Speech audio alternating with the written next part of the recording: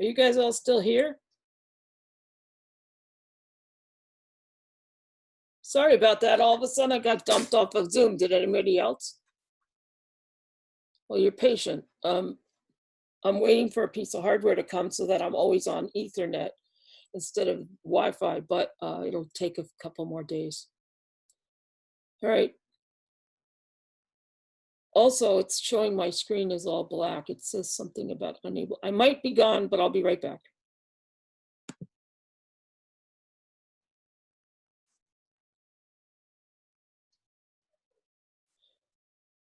Okay, anybody say something, anything. Hello? Thanks, you're good. Yep. Okay. All right, as a reward for waiting all that time, this is my,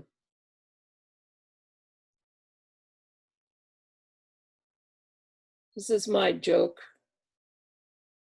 Those of you who had me in your, in that class, that term 3 class that I taught with Allison on Psych of Leisure and Recreation, which I can't believe they paid us to teach.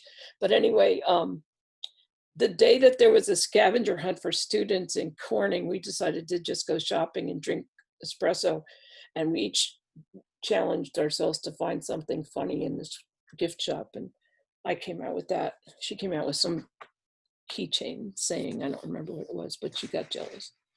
So I won the scavenger hunt. All right. I finished by mentioning that the nominal scale is also called the categorical scale. Sometimes you'll see people refer to it that way.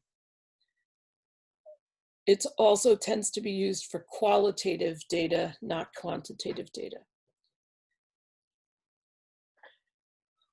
Then we have the next scale is called the ordinal scale, ORDINAL scale.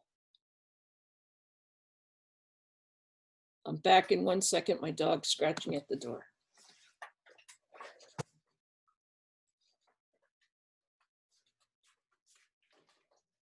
Come on then, hurry up.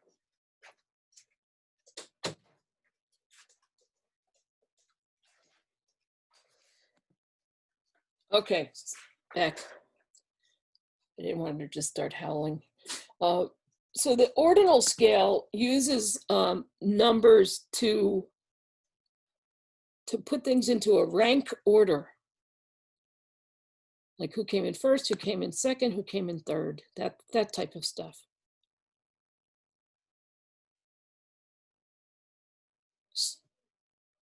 So one of the things about the ordinal scale that's important, actually the main thing that's important is that things are in order, but we don't know how to, we can't necessarily compare them with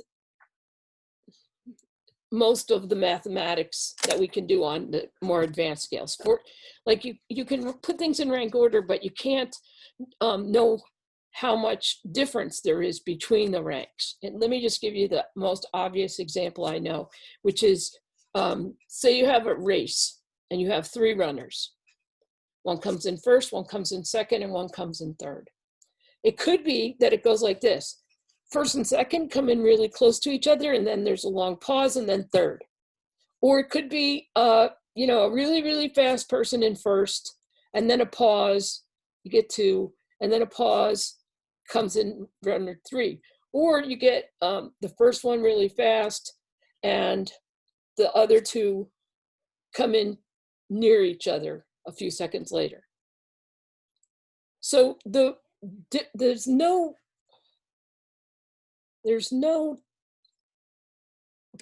what am I thinking of? The word I'm thinking of.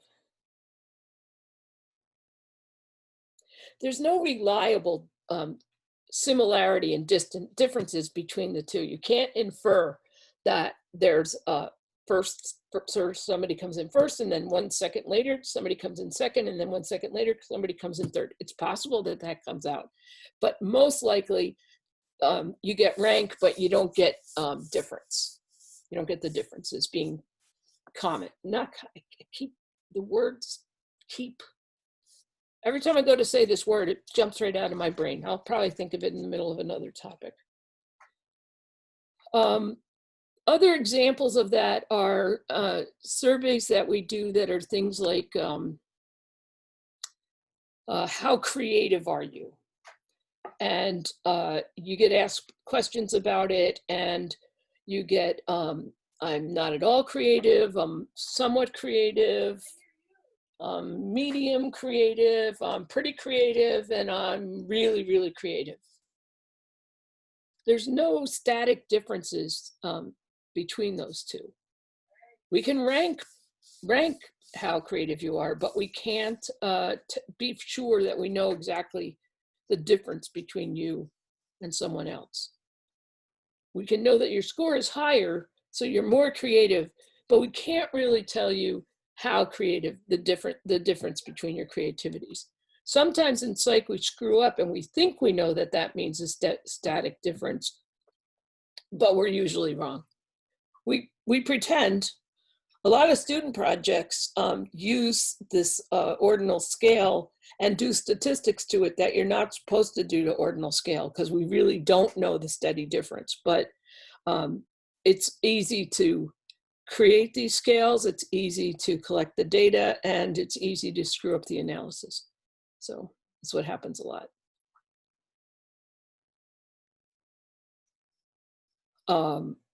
Let me just find a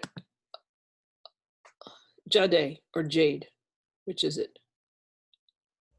Jade. Jade, do you have a favorite band or singer? I don't know.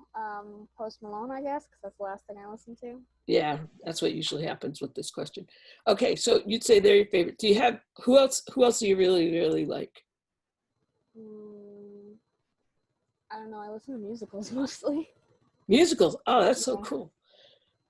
Did you see Les Mis, the movie? What did you think? I thought it was okay. Right. What's your favorite musical? Yeah. Anastasia. Oh, nice. And second? Beetlejuice. Really? Okay. Did you see Hamilton? I did. I like that a lot too. But... I thought it was staged very well. So let's just say those are in 1, 2, and 3. Do you think that you like Anastasia twice as much as you like Beetlejuice? No, I just like the music better, really. Right, so you can't really quantify the difference between them. And that's how you can tell that it's in the ordinal scale. You can put them in order. Yeah. Although that's actually hard to do. Like that's much harder to answer than can you tell exactly how far apart they are? It's very hard to come up with the rank order for some things. All right, so that's the ordinal scale. All we're getting is ranking. That's it. So then when the next scale, now we can start to do some more advanced statistical type analysis. The next scale is called the interval scale.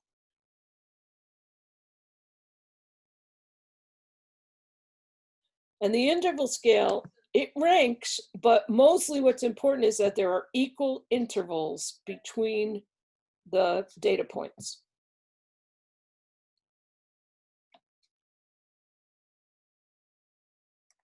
A really good example of this is the Fahrenheit scale for temperature. There's the same exact difference in the amount of heat between 211 degrees and 212 degrees Fahrenheit as there is between 32 degrees Fahrenheit and 33 degrees Fahrenheit. They're far apart from each other, so you can tell one's colder than the next. But in this case, the differences between the points of measurement is exactly the same. Between any 2 points that are next to each other, the differences are going to be the same. We use a lot of interval scales. Temperature is the most common of them.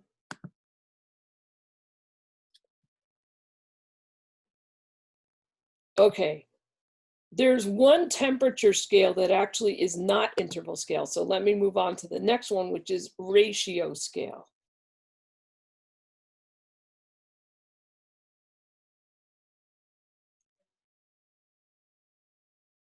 All right, so we're going to compare the difference between interval and ratio like this. All right, you've got back to the interval scale, you've got degrees Fahrenheit. Does 0 degrees Fahrenheit mean the absence of heat? No, I see a couple of shakings of heads. No, it doesn't. It's got heat.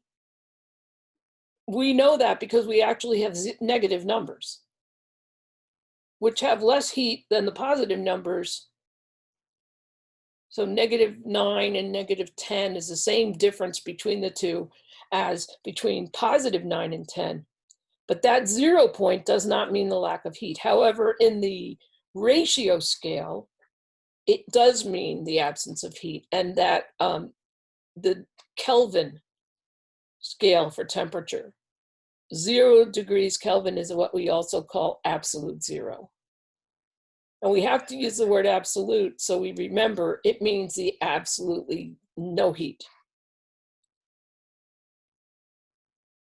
There are lots of things, they're usually in the physical world, that we can measure that we use the ratio scale for.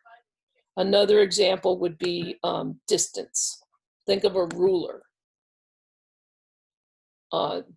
Between 0 and 1 inch is the same distance as between 9 and 10 inches, right?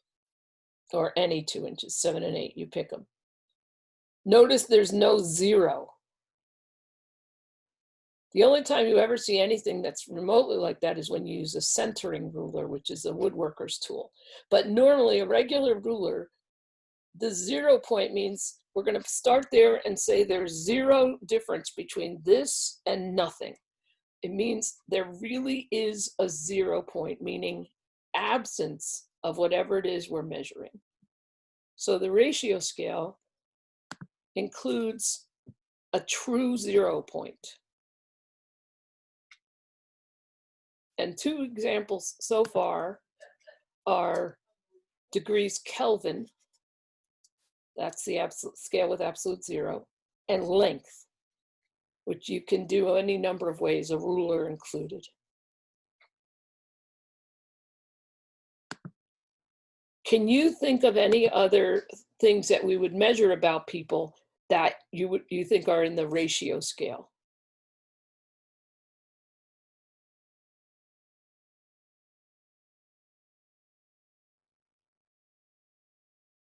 I'll just wait. Somebody will come up with one. Maybe the like the amount of people in a room. Yeah, sure. When you're counting things. Yeah. Yeah. You could use it while like measuring, I don't know, like a mental health condition. Like there's either the absence of it or somebody has like, I don't know, let's say like clinical depression, for example, to some degree. Oh yeah, okay. So if you get a 0 on it, it means you're not depressed at all. Right. And if you get 100 on it, you're in a major depression completely. That's possibly true, yes. It's not usually that, those are not the scales that are typically used for these kind of conditions. For some reason, they use scales that don't have a 0 point at all. But that can be a scale that could be used like that. I'm sure there's one out there. The one that's popular doesn't have an absolute 0. I don't know why. They just thought of it differently when they created it. So does ratio, like do ratio scales, do they need a like standard interval or? Yes. So everyone builds on the one before. The first one just names nominal, and then the ratio, the ordinal scale, it can name it, but then it also puts it into an order. The interval scale, it's in an order and there's equal space between them. The ratio scale, it's in an order, there's equal space between them, and 0 means complete absence of whatever it is you're measuring. So another example, anybody? Aren't these remarkably hard to think of? Time. Time is an example. You know, when you're when you're trying to find somebody's reaction time, or you're just timing something, if you have a 0 as a response, it means nothing happened yet, no time has passed. And with human behavior, it's not possible to get a 0 for that if you're actually measuring somebody's behavior. But 0, when you're measuring time, like a stopwatch, 0 means no time has gone by. Weight. See, most of these are physical properties. That's why SAMS is interesting, because it's not a physical property. It's more of what psych is doing, which is like measuring your depression level, but can also be used for that. So, but weight, you know, if you have 0 ounces, grams, pounds, whatever, or if you talk about differences between people, you can say that there's a 0 difference between them sometimes. They're exactly the same weight, exactly, down to the gram, down to the milligram, whatever. Okay, so those are the scales of measurement. I want to tell you about a YouTube channel that I found between last class and this one. I'm going to post a link to it on Canvas. It's a guy who he's a stats, actually he's a math professor, and he has different video collections. So one's stats, one's calc, one's pre-calc, like that. Linear algebra, I think those are all of them. His stats one isn't that bad, and he's not that hard to listen to. He uses a whiteboard a lot. And so far, what I hear and see from him is tolerable and mirrors the stuff that I've been saying, and he does it better, and he goes into more detail.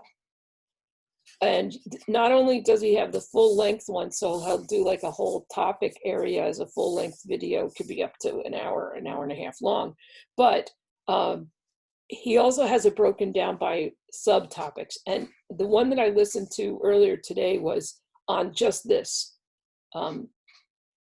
types of variables and scales of measurement.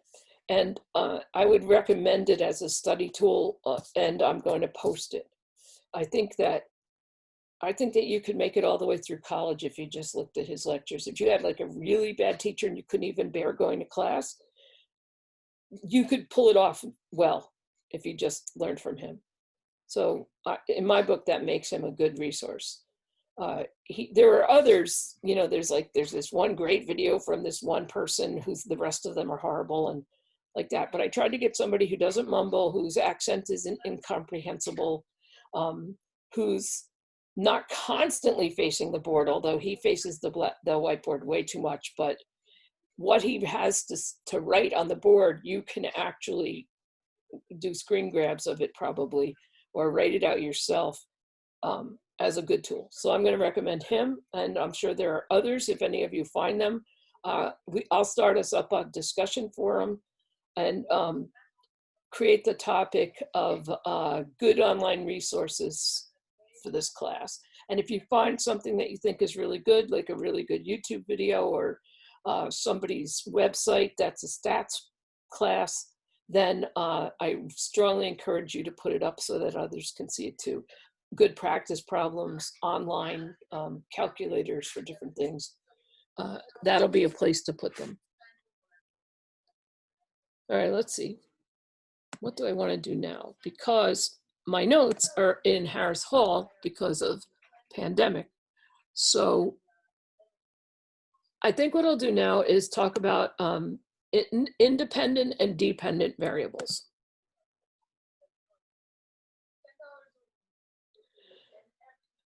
So some of you have had this before in other classes, probably all of you, but it's amazing how hard it is to remember this. And I'm going to be putting, so far, everything I've talked about is going to be on a quiz or an exam, including the difference between independent and dependent variables. There's lots of ways to think about variables. One way is what scale of measurement are they?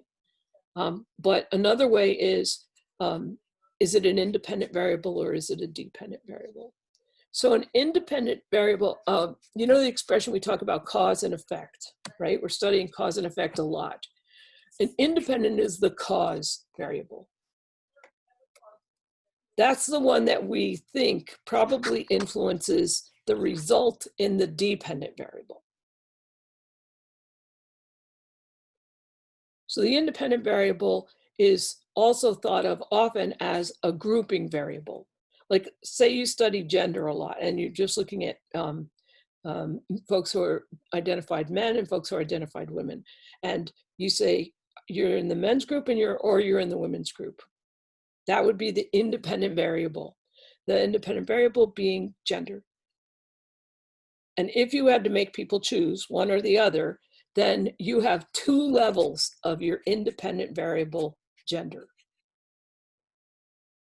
If we wanted to do social class and we wanted to go with lower class, middle class, and upper class, then our independent variable would be social class, and it would have three levels: lower, middle, and upper.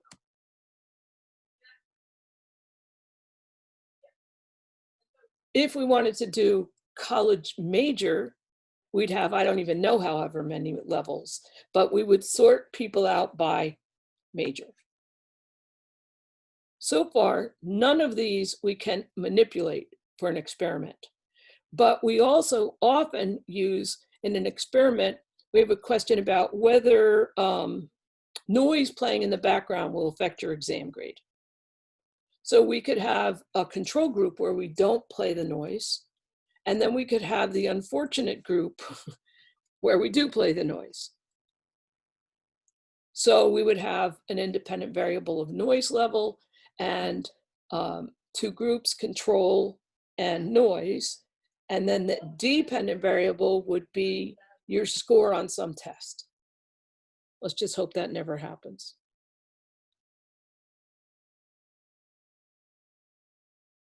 So usually we're looking at a situation where the independent variable is influencing the results that we measure for the dependent variable. Sometimes the independent variable can be assigned, or otherwise known as manipulated by the experimenter. Like I'm going to randomly assign people to two groups, whichever it is, control and noise level, or you get a low dose of this med or you get a high dose of this med, and we're going to look and see if it affects your depression level. In those cases, we can assign people to groups. And we usually randomly assign people to groups, just like we get random samples to be representative, we get a random assignment to also be representative. So we have random sampling to get people into the experiment and random assignment for the independent variable so that our groups that we're comparing are comparable.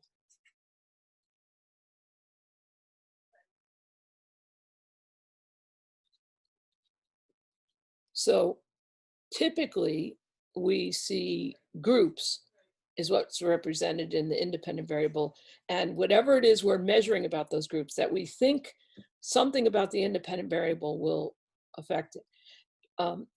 Sometimes we cannot assign people to groups. Sometimes they're previously in a group just because of what they already are, like their gender. We can't just say, you go be a man, you be a woman, you be a man. We never used to be able to do that at all. Now people could do it, but we don't ask them to do that and then do an experiment on them. Whoa, that just wouldn't be good. Never make it through the ethics committee, which I'm one of. Chris Terry and I are the ethics committee for the entire college. And you can't believe what some people want to do to you. We prevent them from doing it. Yeah, they don't mean to cause harm, but they sometimes really don't get it. We had one guy who wanted to, so the people participating are all of our safety officers and anybody who would be responding in like a shooting, you know, like when we go into lockdown, that kind of stuff. And what he wanted to do was teach everybody through this one method how to respond.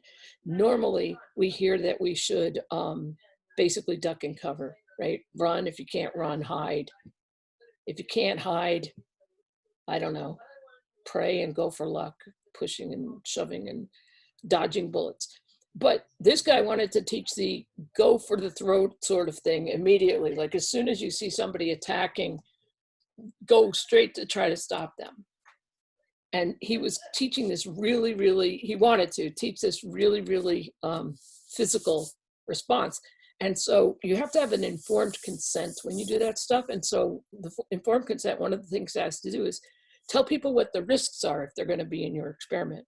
And under the risks, it said, I understand that I might break bones, strain muscles, and it's going on in this way. Like we're like, no, you can't do that to our employees. We're not going to let them be in something where you have to worry about whether they're breaking their bones enough to put it in the form. No. So we stopped that and also his thing was after we're done with the first responders, we're going to train students to do this too. I know Isaac's eyes just got peeking around. He actually did a phys ed class on, it was like defensive something. And he wasn't supposed to, but he taught people how to do first responder things by being really physical and told them they should do it. And then Student Life figured out what was going on and made everybody go to a workshop to learn not to do it. It's crazy. So yeah, Chris Terry and I saved you. You're welcome. Otherwise, you'd blame us. You'd be able to blame us for all your broken bones. How could you let that happen to us? Sorry, that was your psych professors.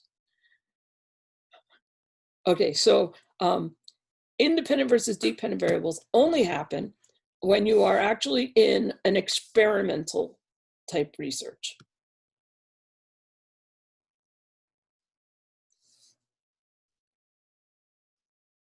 So we have two research methods. I'm going to move on to that. Correlations versus any kind of cause and effect.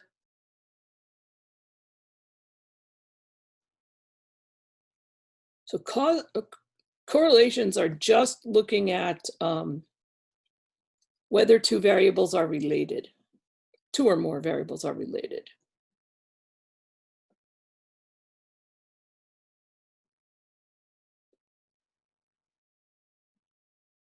So independent variable could be your college major, and a dependent variable could mean how much do you like going to college. Some majors are more likable than others. Psych majors are likable. They're only 36 credits or something, and you know, more interesting than many, and not as hard to do. It's not like you have a bajillion labs or tons and tons of time in the hospital or student teaching. All right, so if we have that, then that's the experimental design, right? We've got groups, we've got what we think is a causation, your major, and what we think is a result of that cause, your happiness with school, how much you like school. Other times, we have two variables that we think are related, but not in a cause, not necessarily in a cause and effect relationship. So for example, how much do you like being in college, and how tall you are? Those are two things we can measure about you, right? They're at the interval, maybe, ordinal, and ratio scales. We can measure them about you, but we're not saying that your height causes how happy you are in college, or that how happy you are in college affects your height, which would be weird, very weird. We're not looking for cause and effect. We're just looking to see if something's related. And one of the ones that I actually helped do some analysis on once a long time ago when I was in grad school was how much of each one of your days were you high on cocaine? This was a long time ago. Coke was really big in the 80s. So this was looking just at business majors and how many minutes each day were they under the influence of Coke, and how much they liked themselves, I think would be the way to say the other variable. And we weren't trying to find out for sure if Coke use was causing self-liking, or because it could just be that self-liking caused you to be high on Coke for more minutes in a day. I hate myself, I can't take it, I need to do something to alter my mind. And I like myself better when I'm high on Coke, which would be very unlikely, by the way. Right, so we actually found that we did not put people into groups. You are in the control group, no Coke for you. You are in the Coke group for a medium amount of Coke. You're in the Coke group for you're going to be high a lot. Everybody uses this illegal drug. No, no, we did not do that. Thank goodness. So we don't do an experimental design. Instead, we do a correlational design. And all we'll know is, are they related or not? You're going to get a whole couple of weeks on correlation designs later. And I'm putting it later because, frankly, the math is harder. And I don't want to start you out with the hardest math.